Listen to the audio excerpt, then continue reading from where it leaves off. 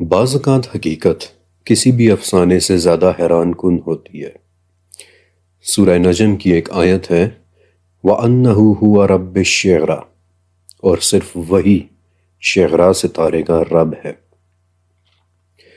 یہ شعراء ستارہ کون سا ہے اور اللہ تعالیٰ نے بالخصوص اس کا نام لے کر ذکر کیوں کیا ہے؟ اپنے ان سوالوں کے جواب کے لیے میں نے 4 بڑی تفاسیر دیکھی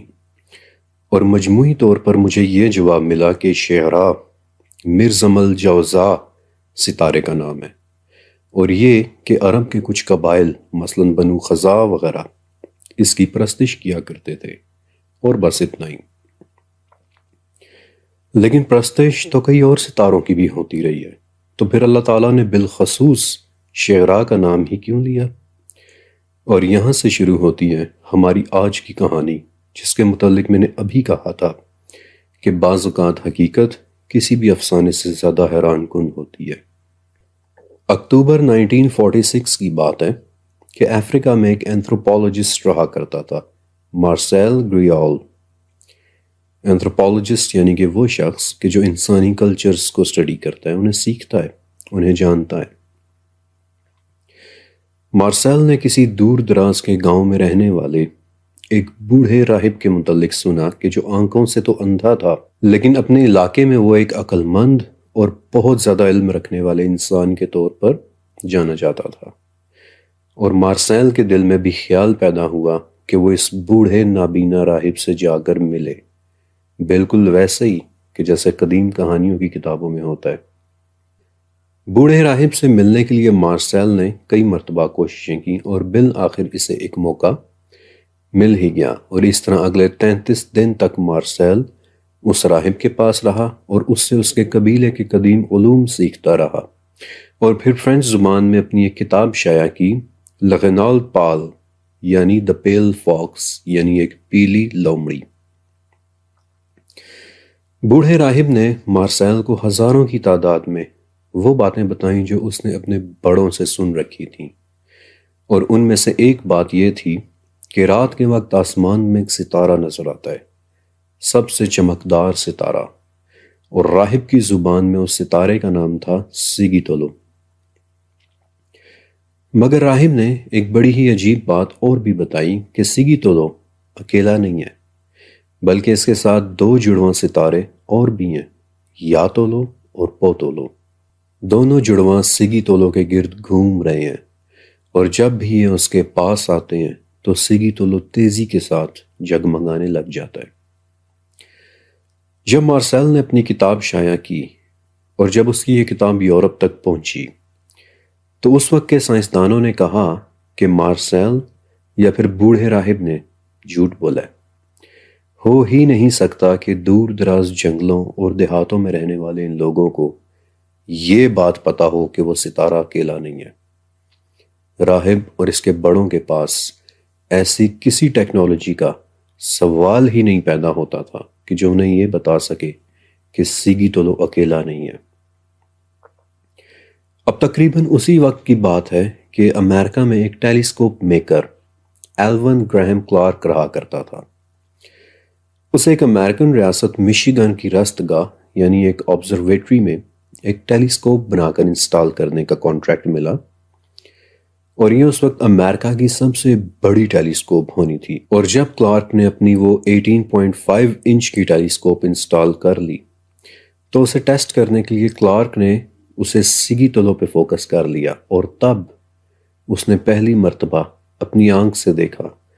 کہ سیگیتولو واقعی اکیلا نہیں ہے، واقعتاً ایک اور ستارہ بھی سیگیتولو کے گرد گھوم رہا ہے۔ اب یہ بات بڑی دلچسپ ہے کہ بوڑھے راہب یا اس کے آباء و اجداد کو کس نے بتایا کہ سیگیتولو اکیلا نہیں ہے؟ اگر سیگیتولو افریقہ، امریکہ اور فرانس میں نظر آتا ہے تو کیا وہ پاکستان میں بھی نظر آتا ہے؟ اور آخر یہ ہے کون سا ستارہ؟ اس سوال کا جواب جاننے کے لیے میں نے قدیم عربی کتابوں میں کافی تلاش کیا، لیکن افریقہ کے یہ قبائل ان علاقوں میں آباد تھے جنہیں عرب دار الحرب کہتے تھے، جس کا لٹرل معنی ویسے تو جنگ والے علاقے ہوتا ہے، لیکن کوئی بھی ایسی جگہ کہ جس کے ساتھ عرب مسلمان خلافتوں کے کوئی امن معاہدے نہ ہوئے ہوں اسے دارالحرب ہی کہا جاتا تھا، اور اس لیے مسلمان سکالرز بھی ان علاقوں میں جانے سے تھوڑا گریز کرتے تھے۔ اب چونکہ عرب سکالرز ان علاقوں میں نہیں جاتے تھے، اس لیے عرب کتابوں میں تو مجھے سیگی تولو کے متعلق کچھ خاص نہیں ملا، لیکن 15ویں صدی کے ایک جرمن ایسٹرونومر جوہان بائر سے مجھے ایک ریفرنس مل ہی گیا کہ سیگی تولو وہی ستارہ ہے کہ جسے عرب الشعراء کہتے تھے، اور آج اس ستارے کو ہم سیریس کے نام سے جانتے ہیں۔ رات کے آسمان کا سب سے چمکدار ستارہ سیریس۔ آج رات تقریباً 10 بجے اگر آپ اپنی چھت پر جائیں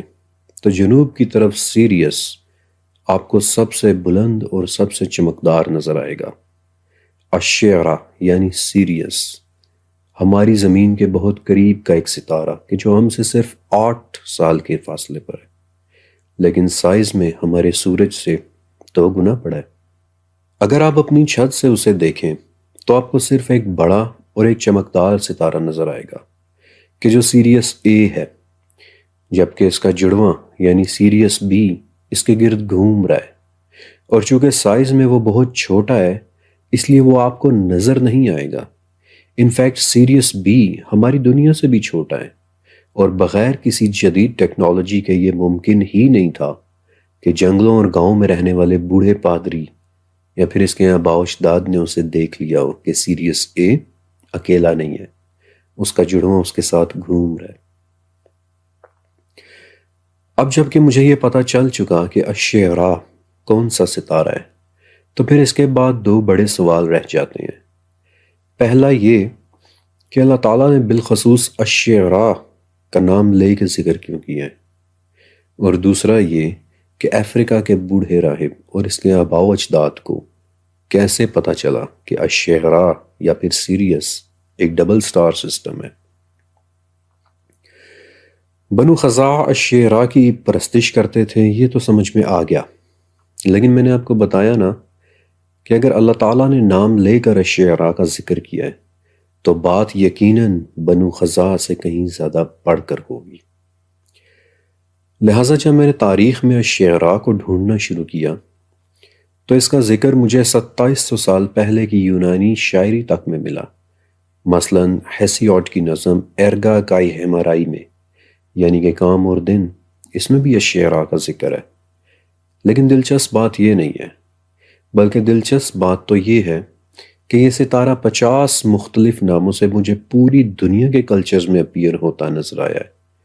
مثلاً قدیم انڈیا کے سنسکرت کلچر میں اس کا نام تھا مرگو یدھا، اسکینڈینیوین ممالک میں اس کا نام تھا لوکا برنا یعنی دیوتا لوکی کی مشعل، پرشین میتھولوجی میں اس کا نام تھا تشتریا، بلکہ اپنے شاہنامہ میں بھی انہوں نے ستارے کے متعلق بہت تفصیل سے لکھا ہے، اور چائنیز میتھولوجی میں اسے ایک آسمانی بھیڑیا کہتے تھے، سیلیسٹیل ولف۔ لیکن الشعراء کے متعلق شاید سب سے زیادہ دلچسپ اکاؤنٹ مجھے 2 جگہ ملا،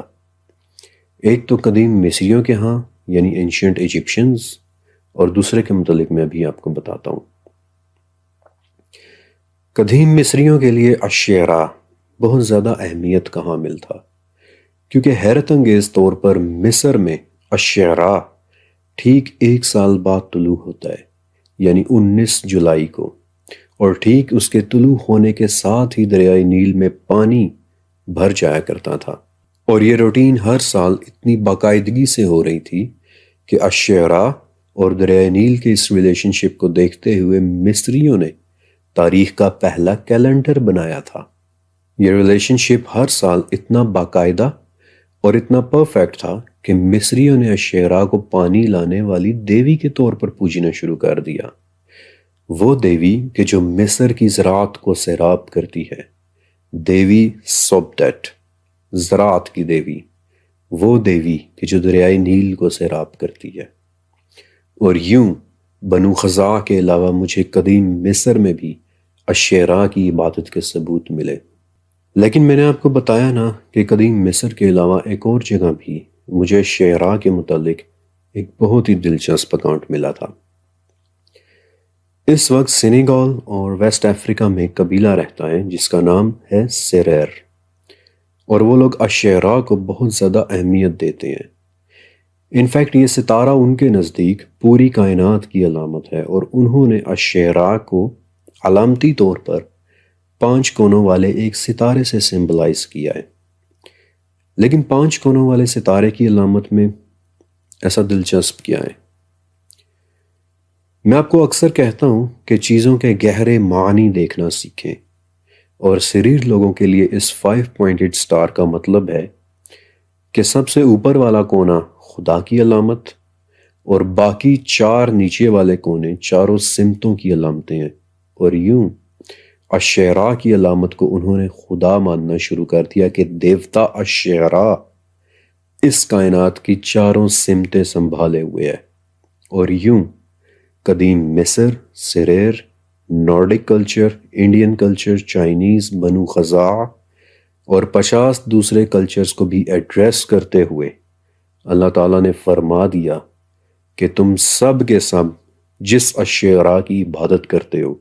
اس کا رب بھی واحد اللہ ہی ہے۔ لیکن قرآن اللہ تعالیٰ کا کلام ہے، اور اللہ کا کلام زمان و مکان کی قید سے آزاد ہوتا ہے۔ آج بھی آسٹریلیا کی میکواری یونیورسٹی کے کوٹ آف آرمز پر اشیراء بنا ہوا ہے۔ انگلینڈ کی نیوی کے 7 بحری جہاز اشیراء کے نام پر ہیں۔ لاک ہیڈ مارٹن کا ایک جہاز اشیراء کے نام پہ ہے۔ متسوبیشی موٹرز کا ایک کار انجن اشیراء کے نام پہ ہے۔ برازیل کے جھنڈے پر سب سے اوپر والا ستارہ اشیراء کو ریپرزینٹ کرتا ہے،